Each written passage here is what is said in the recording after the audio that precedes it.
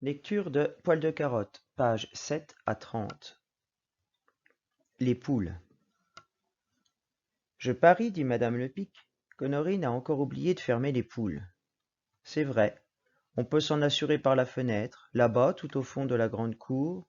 Le petit toit aux poules découpe, dans la nuit, le carré noir de sa porte ouverte. Félix, si tu allais les fermer, dit madame Lepic à l'aîné de ses 3 enfants. Je ne suis pas ici pour m'occuper des poules, dit Félix, garçon pâle, indolent et poltron. Et toi, Ernestine? Oh, moi, maman, j'aurais trop peur. Grand frère Félix et sœur Ernestine lèvent à peine la tête pour répondre. Ils lisent très intéressés, les coudes sur la table, presque front contre front. Dieu que je suis bête, dit madame Lepic, je n'y pensais plus. Poil de carotte, va fermer les poules. Elle donne ce petit nom d'amour à son dernier-né, parce qu'il a les cheveux roux et la peau tachée. Poil de carotte, qui joue à rien sous la table, se dresse et dit avec timidité. Mais maman, j'ai peur moi aussi.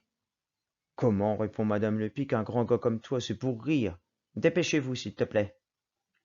On le connaît, il est hardi comme un bouc, dit sa sœur Ernestine. Il ne craint rien ni personne, dit Félix, son grand frère.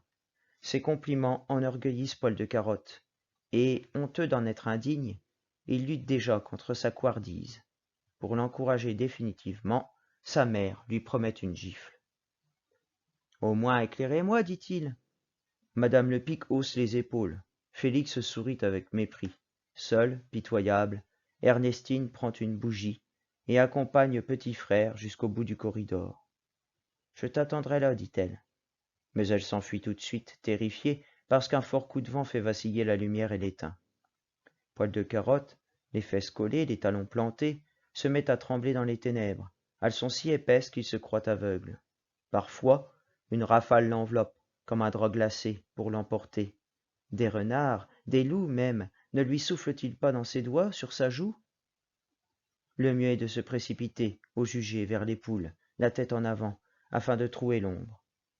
Tâtonnant, il saisit le crochet de la porte. Au bruit de ses pas, les poules effarées s'agitent en gloussant sur leur perchoir. Poil de carotte leur crie. Taisez-vous donc, c'est moi. Ferme la porte et se sauve, les jambes, les bras, comme ailés. Quand il rentre, haletant, fier de lui, dans la chaleur et la lumière, il lui semble qu'il échange des loques pesantes de boue et de pluie contre un vêtement neuf et léger. Il sourit, se tient droit dans son orgueil, attend les félicitations, et maintenant hors de danger, cherche sur le visage de ses parents la trace des inquiétudes qu'ils ont eues.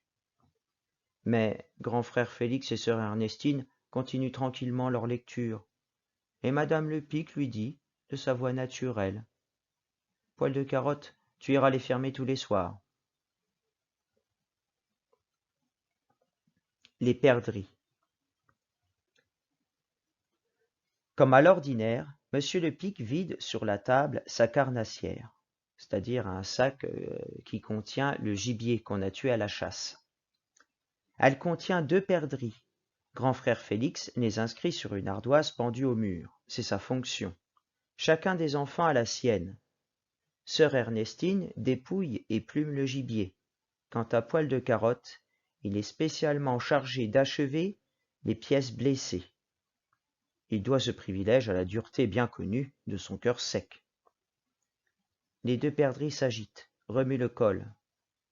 Madame Lepic. Qu'est-ce que tu attends pour les tuer? Poil de carotte.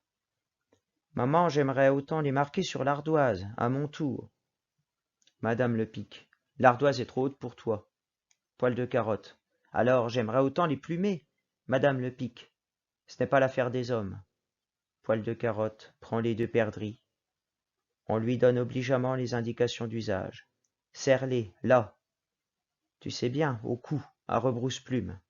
Une pièce dans chaque main, derrière son dos. Il commence. Monsieur Lepic. 2 à la fois. Matin.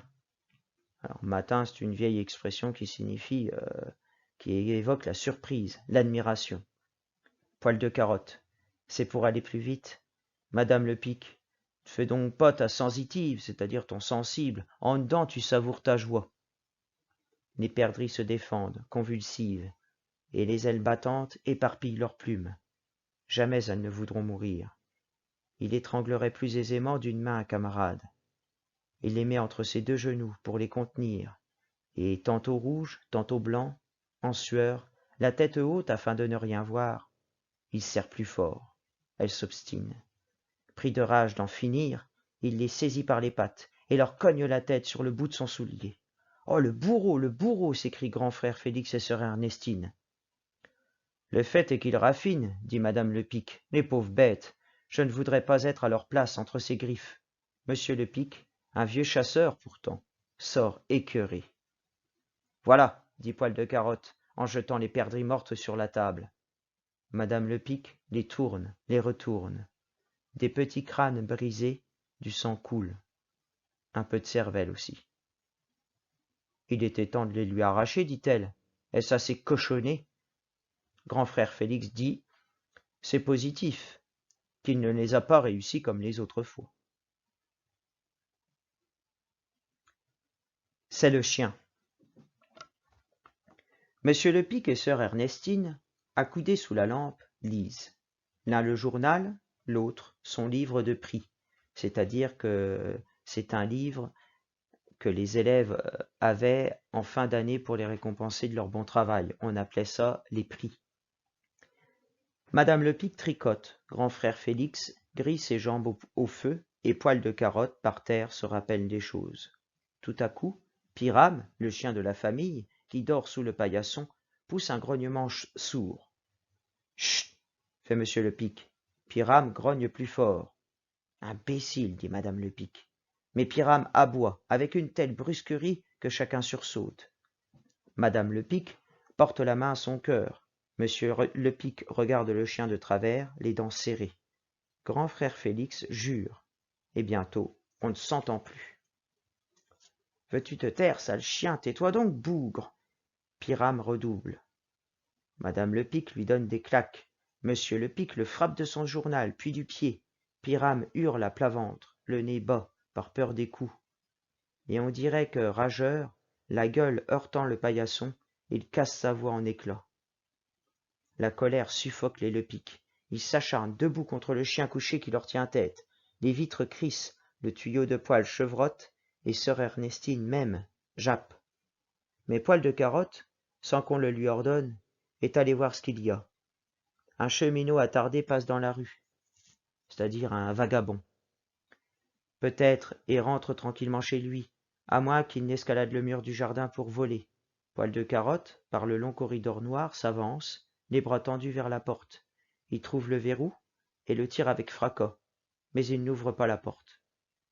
Autrefois, il s'exposait, sortait dehors, et sifflant, chantant, tapant du pied, il s'efforçait d'effrayer l'ennemi.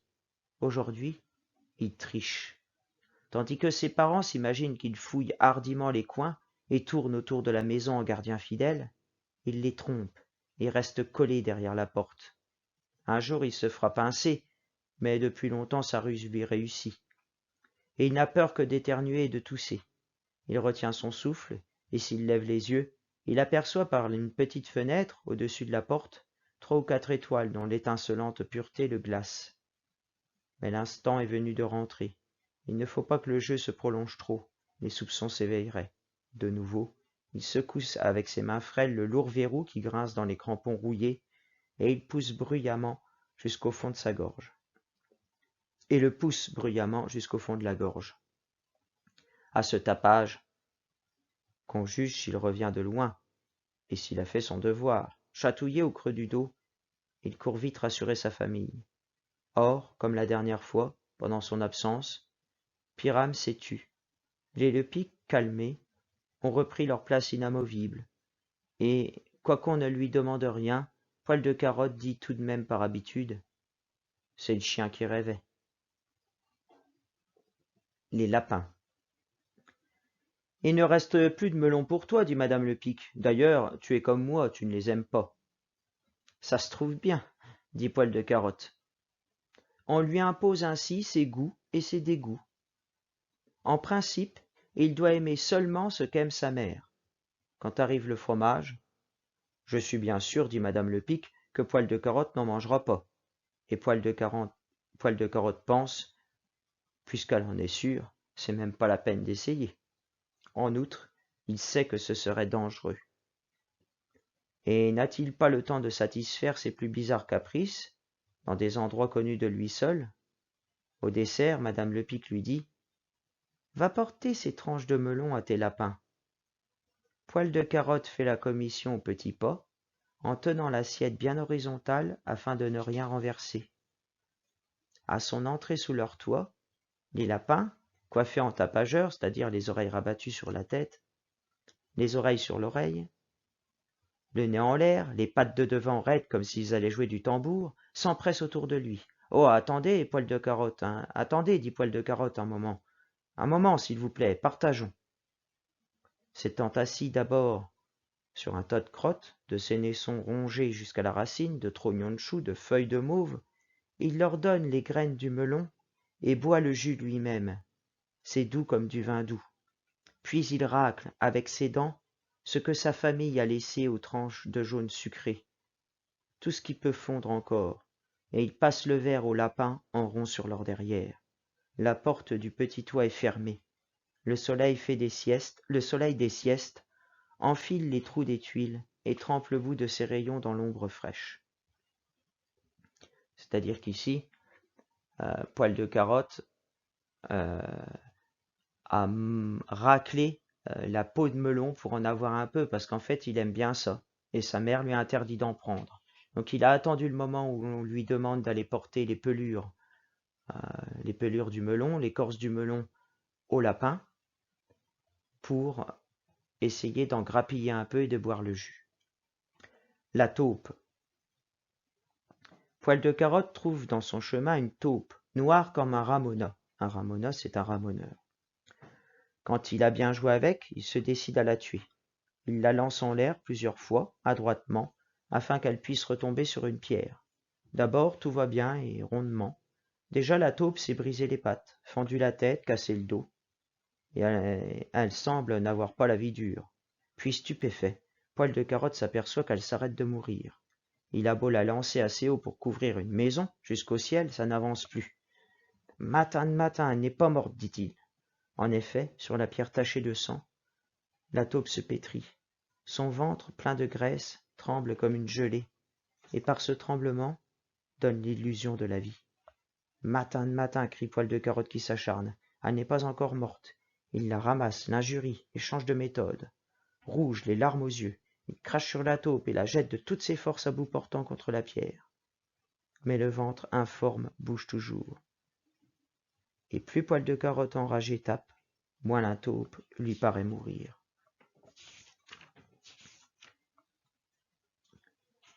Et les moutons. Poil de Carotte n'aperçoit d'abord que de vagues boules sautantes. Elles poussent des cris étourdissants et mêlés comme des enfants qui jouent sous un préau d'école. L'une d'elles se jette dans ses jambes, et il en éprouve quelque malaise. Une autre bondit en pleine projection de lucarne. C'est un agneau. Poil de Carotte sourit d'avoir eu peur. Ses yeux s'habituent graduellement à l'obscurité et les détails se précisent. L'époque des naissances a commencé. Chaque matin, le fermier Pajol compte 2 ou 3 agneaux de plus. Il les trouve égarés parmi les mers, gauches, flageolants, sur leurs pattes raides, 4 morceaux de bois d'une sculpture grossière. Poil de Carotte n'ose pas encore les caresser. Plus hardi, il suçote déjà ses souliers ou pose leurs pieds de devant sur lui, un brin de foin dans la bouche. Les vieux, ceux d'une semaine, se détendent d'un violent effort de l'arrière-train et exécutent un zigzag en l'air. Ceux d'un jour, maigres, tombent sur leurs genoux anguleux pour se relever pleins de vie. Un petit qui vient de naître se traîne visqueux et non léché. Sa mère, gênée par sa bourse gonflée d'eau et ballottante, le repousse à coups de tête. « Une mauvaise mère, dit Poil de Carotte. C'est chez les bêtes comme chez tout le monde, dit Pajol. Elle voudrait sans doute le mettre en nourrice, dit Poil de Carotte. Presque, dit Pajol. Il faut à plus d'un donner le biberon, un biberon comme ceux qu'on achète au pharmacien. Ça ne dure pas, la mère finit par s'attendrir. D'ailleurs, on les mate. Il la prend par les épaules et l'isole dans une cage. Il lui noue au cou une cravate de paille pour la reconnaître, si elle s'échappe. L'agneau l'a suivi. La brebis mange avec un bruit de râpe, et le petit, frissonnant, se dresse sur ses membres mous, essaie de téter, plaintif, le museau enveloppé d'une gelée tremblante. Et vous croyez qu'elle reviendra à des sentiments plus humains, dit Poil de Carotte, qu'elle nourrira son petit. Oui, quand son derrière sera guéri, dit Pajol. Elle a eu des couches dures, elle souffre encore de l'accouchement, et c'est pour ça qu'elle le rejette. Je tiens à mon idée, dit Poil de Carotte. Pourquoi ne pas confier provisoirement ce petit aux soins d'une étrangère? Elle le refuserait, dit Pajol. En effet, des quatre coins de l'écurie, les bêlements des mères se croisent, sonnent l'heure des tétés, et monotones aux oreilles de Poil de Carotte, sont nuancés pour les agneaux, car sans confusion, chacun se précipite droit aux tétines maternelles. Ici, dit Pajol, il n'y a point de voleuse d'enfants. Bizarre, dit Poil de Carotte, cet instinct de la famille chez ces ballots de laine. Il utilise paquet de laine pour désigner les moutons. Comment l'expliquer? Peut-être par la finesse de leur nez. Il a presque envie d'en boucher un pour voir. Il compare profondément les hommes avec les moutons et voudrait connaître les petits noms des agneaux. Tandis qu'à vide, ils boivent à leur maman, les flancs battus de brusques coups de nez, mangent paisibles, indifférentes. Poil de Carotte remarque dans l'eau d'une auge des débris de chêne, des cercles de roues, une pelle usée. « Elle est propre, votre auge, dit-il d'un ton fin. Une auge, c'est un grand bac dans lequel on donne à boire aux animaux.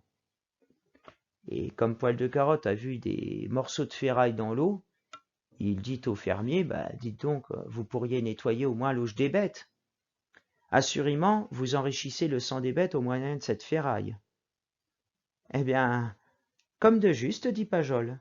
Tu avales bien des pilules, toi. En fait, Pajol laisse tremper des morceaux de ferraille dans l'eau pour que le fer se transmette à l'eau et fortifie un peu les bêtes. C'était surtout du domaine de la croyance. Il offre à Poil de Carotte de goûter l'eau, afin qu'elle devienne encore plus fortifiante. Il y jette n'importe quoi. « Veux-tu un berdin » dit-il. Un berdin, c'est un gros pou qu'on trouvait sur les moutons, qu'on trouve encore sur les moutons. Volontiers, dit Poil de Carotte sans savoir. Merci d'avance. Pajol fouille l'épaisse laine d'une mère et attrape avec ses ongles un berdin jaune, rond, dodu, repu, énorme. Selon Pajol, deux de cette taille dévoreraient la tête d'un enfant comme une prune. Il le met au creux de la main de Poil de Carotte et l'engage, s'il veut rire et s'amuser, à le fourrer dans le cou les cheveux de ses frères et sœurs. Déjà le berdin travaille, attaque la peau. Poil de Carotte éprouve des picotements aux doigts, comme s'il tombait du grésil. Bientôt, au poignet, il gagne le coude. Il semble que le berdin se multiplie, qu'il va ronger le bras jusqu'à l'épaule. Tant pis, Poil de Carotte le serre, il l'écrase et essuie sa main sur le dos d'une brebis sans que Pajol s'en aperçoive. Il dira qu'il l'a perdue. Un instant encore, Poil de Carotte écoute, recueilli, les bêlements qui se calment peu à peu.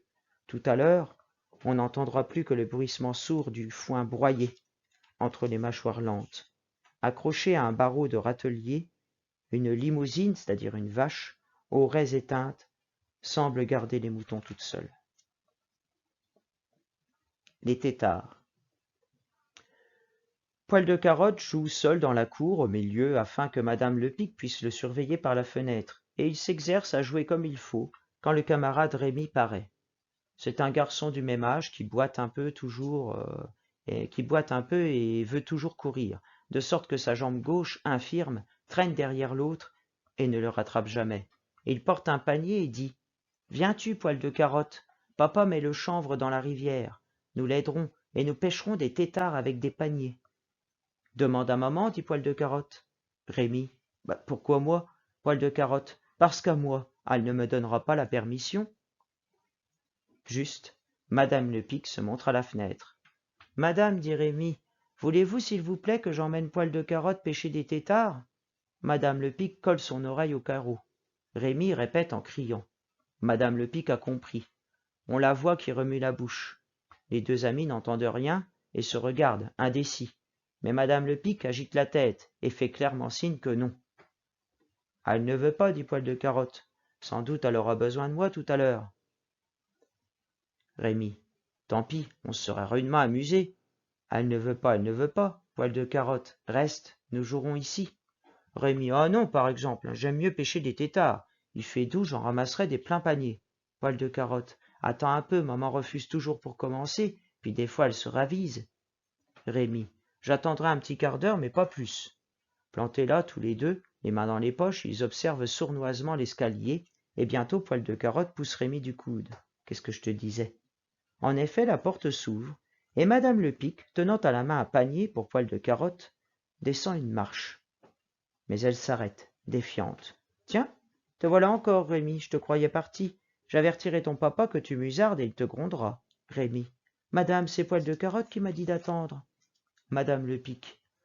Ah vraiment, dit Poil de... Ah vraiment, Poil de carotte.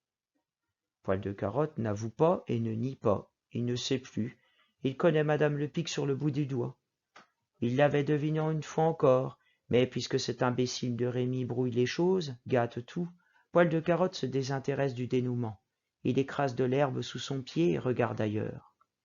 Il me semble pourtant, dit madame Lepic, que je n'ai pas l'habitude de me rétracter, c'est-à-dire de revenir sur ma parole. Elle n'ajoute rien. Elle remonte l'escalier, elle rentre avec le panier que devait emporter Poil de carotte pour pêcher des têtards et qu'elle avait vidé de ses noix fraîches, exprès. Rémi est déjà loin. Madame Lepic ne badine guère, et les enfants des autres s'approchent d'elle prudemment et la redoutent presque autant que le maître d'école.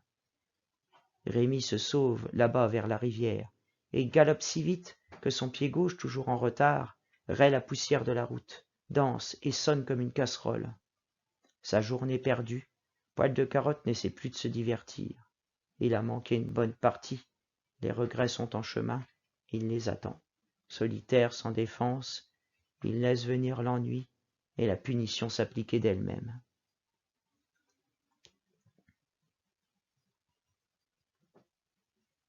L'époux.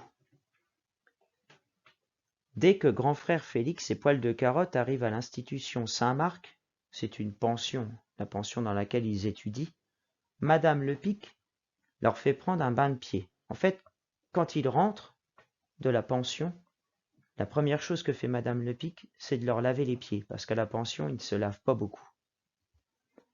Ils en ont besoin depuis 3 mois, car jamais on ne les lave à la pension. D'ailleurs, aucun article du prospectus ne prévoit le cas. Comme les tiens doivent être noirs, mon pauvre Poil de carotte, dit madame Lepic.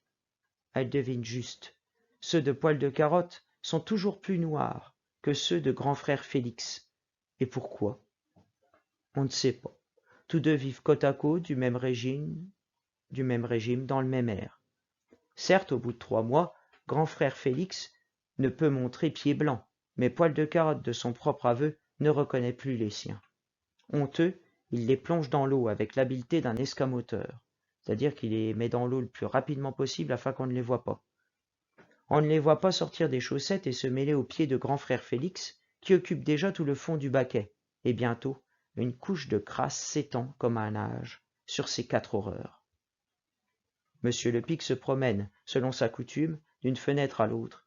Il relit les bulletins trimestriels de ses fils, surtout les notes écrites par monsieur le proviseur lui-même, celles de grand frère Félix. Étourdi, mais intelligent, arrivera, et celle de Poil de carotte. Se distingue dès qu'il veut, mais ne veut pas toujours. L'idée que Poil de carotte est quelquefois distingué amuse sa famille. En ce moment, les bras croisés sur ses genoux, il laisse ses pieds tremper et se gonfler d'aise. Il se sent examiné. On le trouve plutôt enlaidi, sous ses cheveux trop longs et d'un rouge sombre. Monsieur Lepic, hostile aux effusions, ne témoigne sa joie de le revoir qu'en le taquinant. À l'aller, il lui détache une chiquenote sur l'oreille, c'est-à-dire qu'il lui tape dans l'oreille avec son doigt. Au retour, il le pousse du coude, et Poil de carotte rit de bon cœur. Enfin, monsieur Lepic lui passe la main dans les bourraquins, c'est-à-dire dans les cheveux, et fait crépiter ses ongles, comme s'il voulait tuer des poux. C'est sa plaisanterie favorite. Or, du premier coup, il en tue un. Ah, bien visé, dit-il, je ne l'ai pas manqué. Et tandis qu'un peu dégoûté, il s'essuie à la chevelure de Poil de carotte, madame Lepic lève les bras au ciel. Je m'en doutais, dit-elle accablée. Mon Dieu, nous sommes propres. Ernestine, cours chercher une cuvette, ma fille. Voilà de la besogne pour toi. Sœur Ernestine apporte une cuvette, un peigne fin, du vinaigre dans une soucoupe, et la chasse aux poux commence. Peigne-moi d'abord, crie grand frère Félix, je suis sûr qu'il m'en a donné. Il se racle furieusement la tête avec les doigts et demande un seau d'eau pour tout noyer. Calme-toi, Félix, dit sœur Ernestine, qui aime à se dévouer. Je ne te ferai pas de mal. Elle lui met une serviette autour du cou et montre une adresse, une patience de maman. Elle écarte les cheveux d'une main, tient délicatement le peigne de l'autre, et elle cherche. Sans moue dédaigneuse, c'est-à-dire sans faire un visage dégoûté, sans peur d'attraper des poux. Quand elle dit un de plus, grand frère Félix trépigne dans le baquet et menace du poing Poil de Carotte, qui, silencieux, attend son tour. C'est fini pour toi, Félix, dit sœur Ernestine. Tu n'en avais que 7 ou 8. Compte-les, on comptera ceux de Poil de Carotte. Au premier coup de peigne, Poil de Carotte obtient l'avantage. Sœur Ernestine croit qu'elle est tombée sur le nid. Mais elle n'a que ramassé au hasard dans une fourmilière. On entoure Poil de Carotte. Sœur Ernestine s'applique. Monsieur Lepic, les mains derrière le dos, suit le travail comme un étranger curieux. Madame Lepic pousse des exclamations plaintives. Oh, oh, dit-elle, il faudrait une pelle et un râteau. Grand frère Félix, accroupi, remue la cuvette et reçoit les poux. Ils tombent enveloppés de pellicule. On distingue l'agitation de leurs pattes menues comme des cils coupés. Ils obéissent au roulis de la cuvette et rapidement le vinaigre les fait mourir. Madame Lepic. Vraiment, Poil de Carotte, nous ne te comprenons plus. À ton âge, et grand garçon, tu devrais rougir. Je te passe tes pieds que peut-être tu ne vois qu'ici. Mais les poux te mangent et tu ne réclames ni la surveillance de tes maîtres, ni les soins de ta famille. Explique-nous, je te prie, quel plaisir tu éprouves à te laisser ainsi dévorer tout vif, et il y a du sang dans ta tignasse. Poil de Carotte. C'est le peigne qui m'égratigne. Madame Lepic. Ah, c'est le peigne. Voilà comme tu remercies ta sœur. Tu l'entends, Ernestine? Monsieur Délicat se plaint de sa coiffeuse et te conseille, ma fille, d'abandonner tout de suite. Je te conseille, ma fille, d'abandonner tout de suite ce martyre volontaire à sa vermine. Sœur Ernestine. J'ai fini pour aujourd'hui, maman. J'ai seulement ôté le plus gros et je ferai demain une seconde tournée. Mais j'en connais une qui se parfumera d'eau de Cologne. Madame Lepic. Quant à toi, Poil de Carotte, emporte ta cuvette et va l'exposer sur le mur du jardin. Il faut que tout le village défile devant, pour ta confusion. Poil de Carotte prend la cuvette et sort, et l'ayant déposée au soleil, il monte la garde près d'elle. C'est la vieille Marie-Nanette qui s'approche la première. Chaque fois qu'elle rencontre Poil de Carotte, elle s'arrête, l'observe de ses petits yeux myopes et malins, et, bougeant son bonnet noir, semble deviner des choses. « Qu'est-ce que c'est que ça » dit-elle. Poil de Carotte ne répond pas. Elle se penche sur la cuvette. « C'est-il des lentilles ? Ma foi, je n'y vois plus clair. Mon garçon Pierre devrait bien m'acheter une paire de lunettes. » Du doigt, elle touche, comme afin de goûter. Décidément, elle ne comprend pas. « Et toi, que fais-tu là, boudeur, et les yeux troubles ?» C'est-à-dire qu'il a les larmes aux yeux. « Je parie qu'on t'a grondé et mis en pénitence. Écoute, je ne suis pas ta grand-maman, mais je pense ce que je pense, et je te plains, mon pauvre petit, car j'imagine qu'ils te rendent la vie dure à la maison. » Poil de Carotte s'assure d'un coup d'œil que sa mère ne peut l'entendre, et il dit à la vieille Marie-Nanette, « Et après, ça vous regarde pas? Mêlez-vous donc de vos affaires et laissez-moi tranquille. » La mouche. La chasse continue. Poil de Carotte est à la chasse avec son père. Et Poil de Carotte, qui hausse les épaules de remords, tant il se trouve bête, emboîte le pas de son père avec une nouvelle ardeur, s'applique à poser exactement le pied gauche là où Monsieur Lepic a posé son pied gauche, et il écarte les jambes comme s'il fuyait un ogre. C'est-à-dire qu'il fait de grands pas et il se dépêche.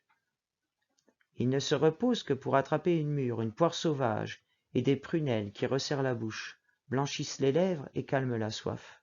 D'ailleurs, il a dans les poches du carnier le flacon d'eau-de-vie. Gorgée par gorgée, il boit presque tout à lui tout seul, car Monsieur Lepic, que seule la chasse intéresse, oublie d'en demander. « Une goutte, papa ?» Le vent n'apporte qu'un bruit de refus. Poil de Carotte avale la goutte qu'il offrait, vide le flacon, et, la tête tournante, repart à la poursuite de son père.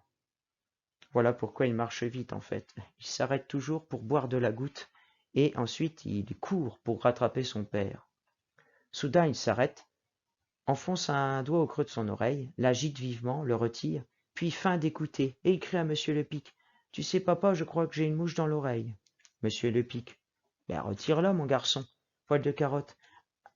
Elle est trop avancée, je ne peux pas la toucher. Je l'entends qu'elle bourdonne. Monsieur Lepic. Bah, laisse-la mourir toute seule. Poil de carotte. Et si elle pondait, papa, si elle faisait son lit? Monsieur Lepic. Tâche de la tuer avec une corne de mouchoir. Poil de carotte. J'ai une autre idée. Si je versais un peu d'eau-de-vie pour la noyer, me donnes-tu la permission? Verse ce que tu voudras, lui crie Monsieur Lepic, mais dépêche-toi. Poil de carotte applique sur son oreille le goulot de la bouteille, et il la vide une deuxième fois, pour le cas où Monsieur Lepic imaginerait de réclamer sa part. Et bientôt, Poil de carotte s'écrie, content, en courant. Tu sais, papa, je n'entends plus la mouche. Elle doit être morte. Seulement, j'ai dû utiliser tout ce qu'il y avait dans la bouteille.